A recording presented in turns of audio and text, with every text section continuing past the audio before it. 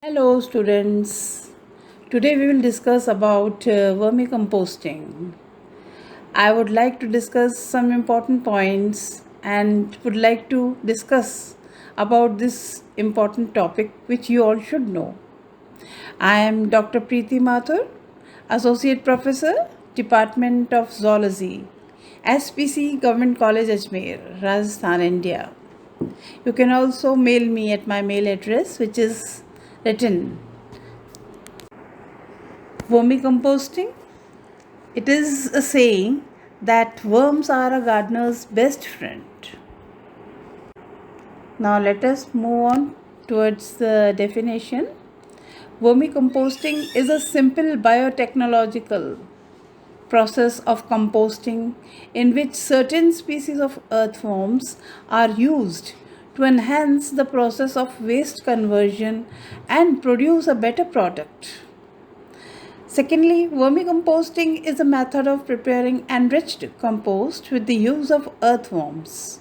It is one of the easiest methods to recycle agricultural waste and to produce quality compost. Vermicompost is stable, fine granular organic manure which enriches soil quality by improving its physicochemical and biological properties. Highly useful in raising seedlings and for crop production. You can see in the diagram also it is given, and in this way we have to do it. Here earthworms, they consume biomass and excrete it in digested form called worm casts or black gold. The casts are rich in nutrients, growth promoting substances, beneficial soil microflora. In this slide you can read out the biological advantages, then the burrowing activities, and then the earthworm castings, and lastly the secretions in intestinal tracts of earthworms. Vermicomposting materials. Decomposable organic waste such as animal excreta, kitchen waste, farm residues, and forest litter are commonly used as composting materials. In general, animal dung, mostly cow dung, and dried chopped crop residues are the key raw materials. Students, mixture of leguminous and non-leguminous crop residues enriches the quality of vermicompost. Here the slide is of species of earthworms. In this slide you can see three species. Number one is Eisenia foetida. It is called as red earthworm. Eudralis eugenie, night crawler, and Perionyx excavatus, etc. So these are the three species, and you can see it is present in the hands of the picture. Now I want to show this slide. It consists of red earthworm. Is preferred. This earthworm is preferred because of its high multiplication rate and thereby converts the organic matter into vermicompost within 45 to 50 days. Since it is a surface feeder, it converts organic materials into vermicompost from top.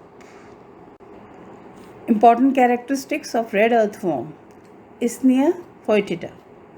And especially the characters are body length, body weight, maturity, conversion rate, cocoon production, and incubation of cocoon.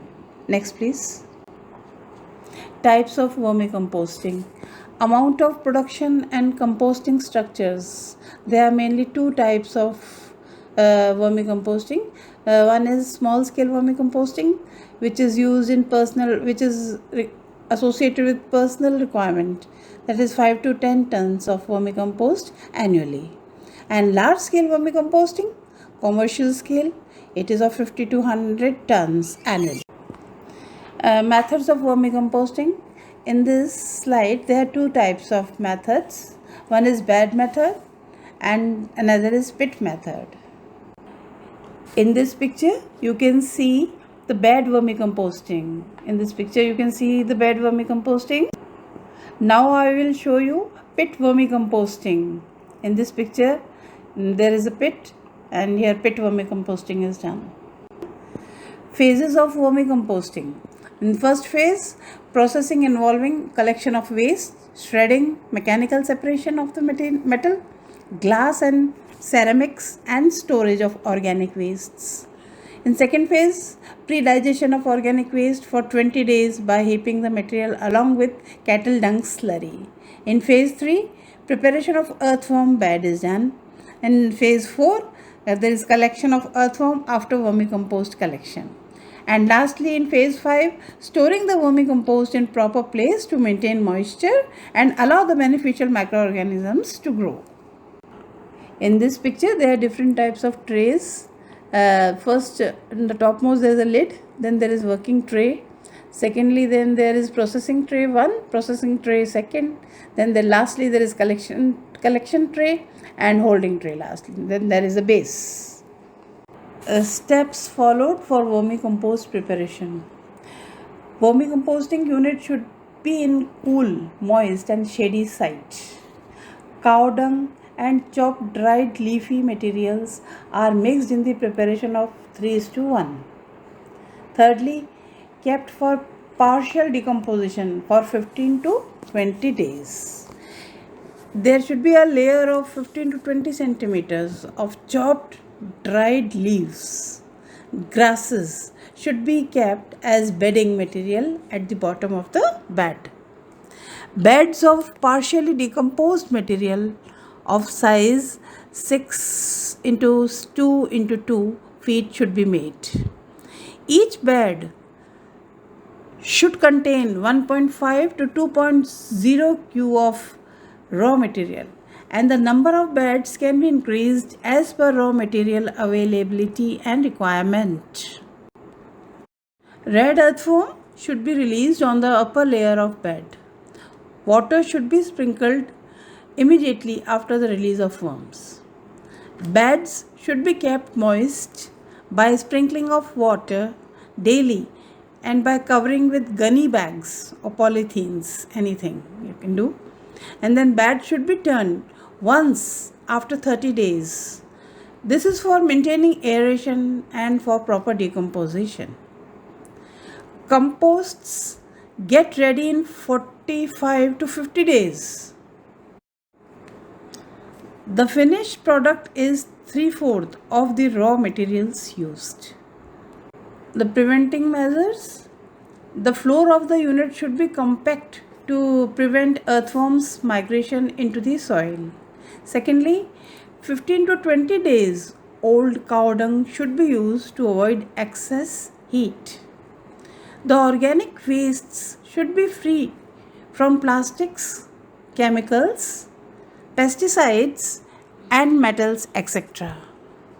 Then the aeration should be maintained for proper growth and multiplication of earthworms. And lastly, optimum moisture level should be 30 to 40% and it should be maintained in 18 to 25 degrees centigrade temperature should be maintained for proper decomposition. Now we will talk about troubleshooting. In this, death of worms and they are getting enough food, that is food should be buried into the bedding. Thirdly, food may be too dry. This is without moisture. So, and then secondly, food may be too wet, that is bedding, and worms may be too hot. Put bin in shade. Bad smells, no enough air circulation, dry bedding under and over the worms, and turning off the food. Now we would discuss about nutrient content of vermicompost. The level of nutrients in compost depends upon the source of the raw material and the species of the earthworm. A fine worm cast is rich in nitrogen, phosphorus, potassium, besides other nutrients also. Nutrients in vermicompost are in readily available form and are released within a month of application. In nutrient analysis of vermicompost, you can see the nitrogen, phosphorus and potassium, and along with other parameters also. You can see the different contents given, and that's all. In this slide, we will see the nutrient comparison. Vermicompost, here the nutrients are more in vermicompost as compared to the garden compost. In vermicompost, the organic carbon, nitrogen, phosphorus, potassium, calcium, magnesium, sodium, zinc, copper, iron, manganese, these all are in comparison to the garden compost, they are more in quantity. They are found more in quantity in vermicompost. So, vermicompost is better than the garden compost. In this slide, you can see the advantages of vermicompost, and this is all written in this slide. You can see, pause and see the slide, read it. I have given the points clearly in this, and you can go through these points and you can know very well about the advantages of vermicompost nicely. And I thank you students for patiently hearing me about vermicomposting. I thank you once again. Okay.